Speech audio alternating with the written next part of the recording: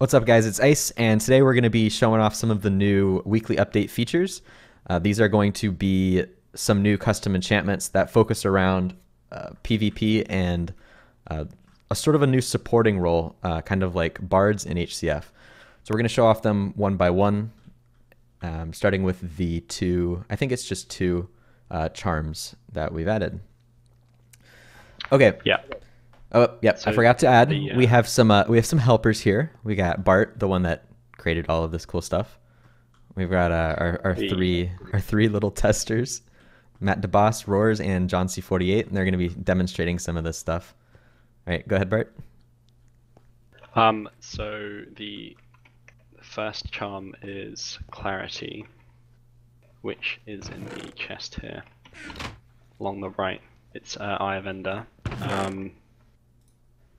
If you right-click, it will remove all of the debuffs from all your allies within 10 block radius. So anything that's considered a negative effect. If I use this, it goes away, right? Yes. Okay, so it's not like you can just like spam it and continue to remove effects. If you use this, the item will disappear. And but it's it's a cooldown as well. Yeah, but if you can get a couple of them, it could be pretty useful. Cool. So what's the next one? Detonate, which, just reading from the document we got here, it deals tremendous explosive damage and applies it with effect to all nearby players. So my vision on this, because I don't think we have this one totally ready to demonstrate, do we? Ready. Okay, so my vision for this was that it's like a personal creeper, and I think that's actually something that people are really gonna like.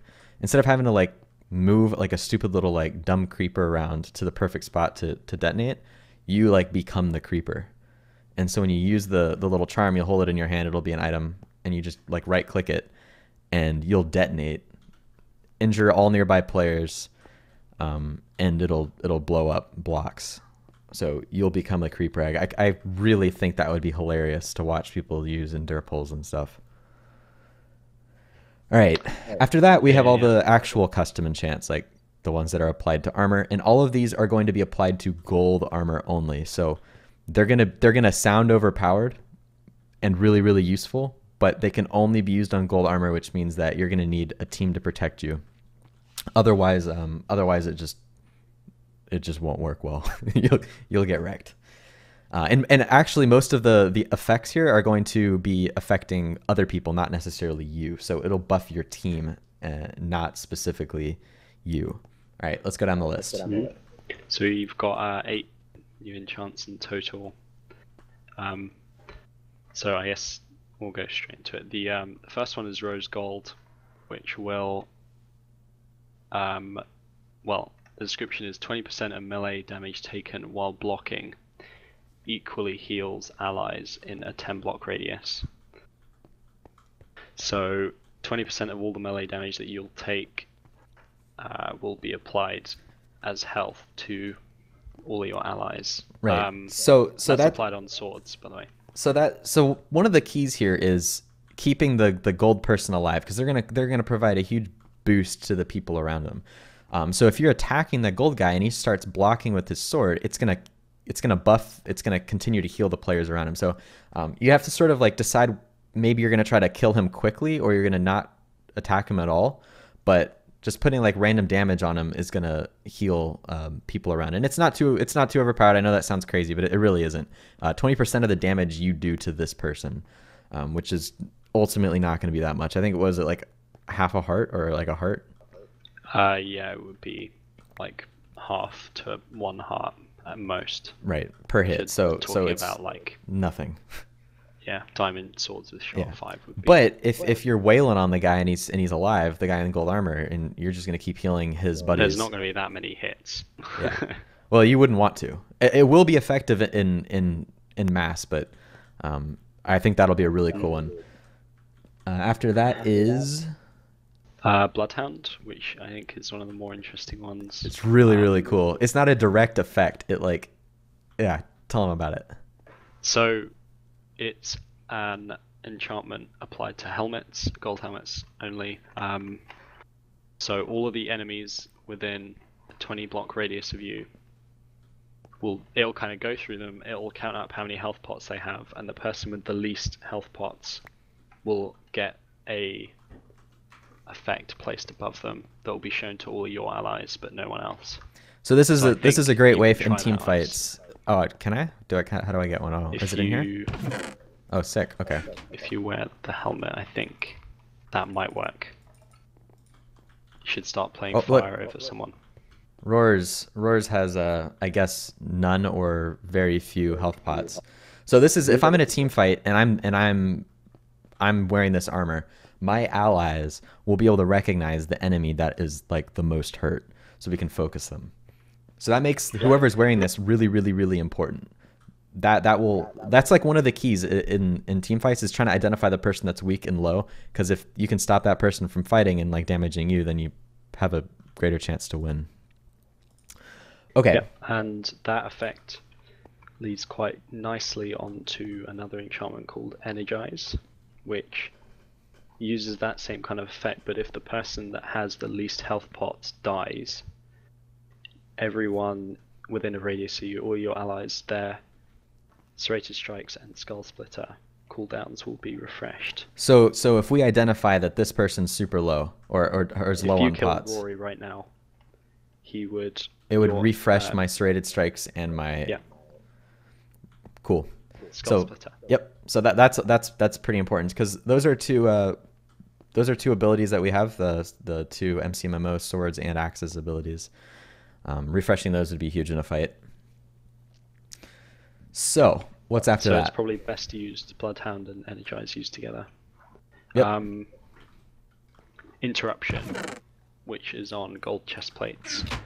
It will give anyone that hits you with melee an Ender Pearl cooldown of 10 seconds.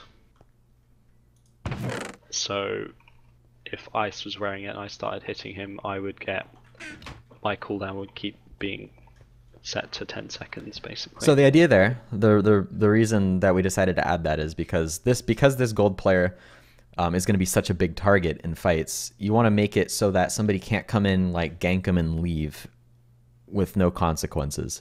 So if I decide to go in and attack Matt DeBoss, and let's say he's the one in his squad of 10 players here that's wearing the gold armor, if I go in and attack him, I can't Ender Pearl away.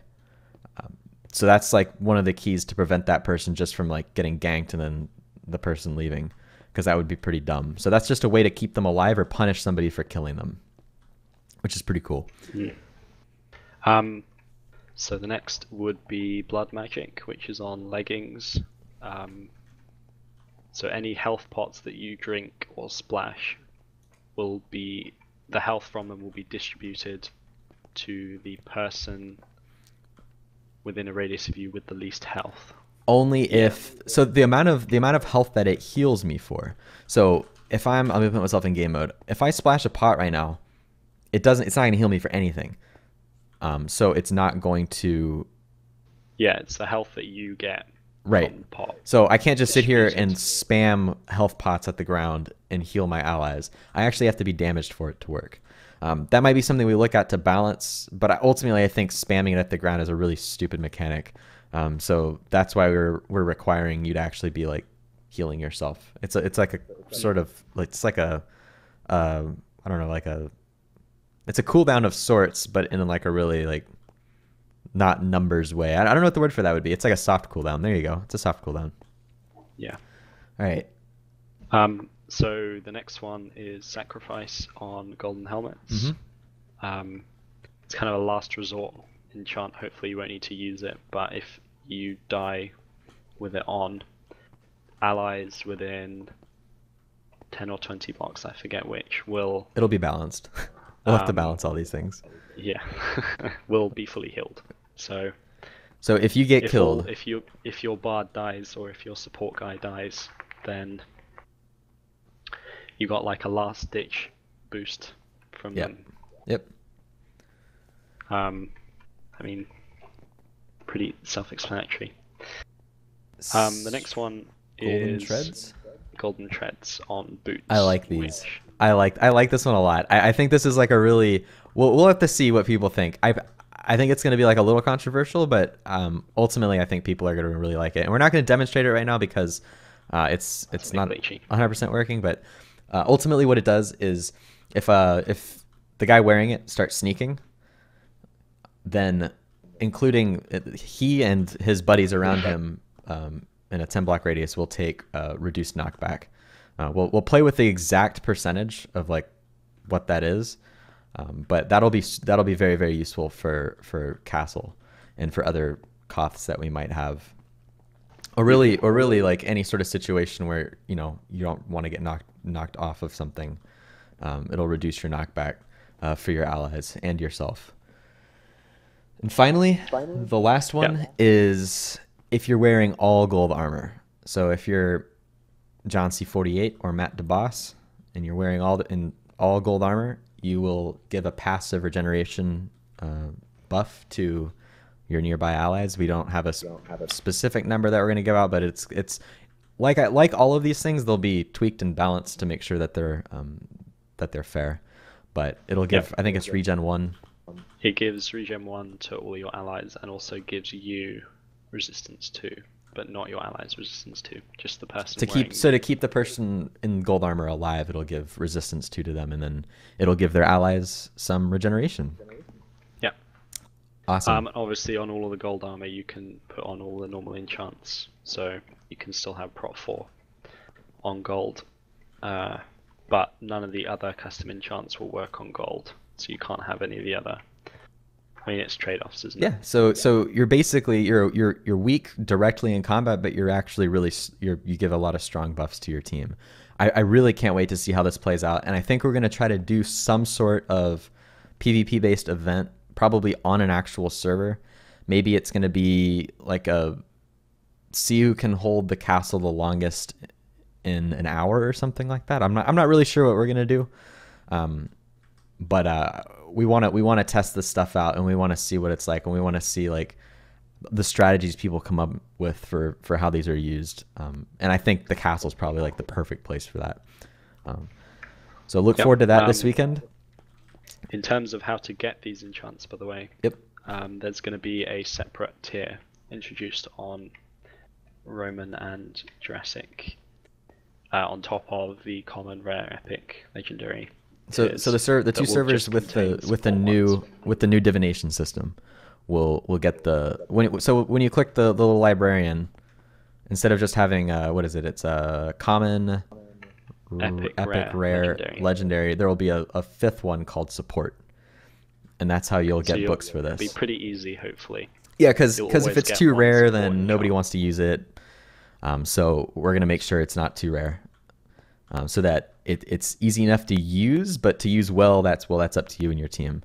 So I think this is something that will encourage communication and a bunch of teamwork, and I really I'm hopeful for it, and I think it can result in a lot of cool fights, and we're gonna definitely take a look at that this weekend. So I think we're gonna wrap this video up and see you guys next week.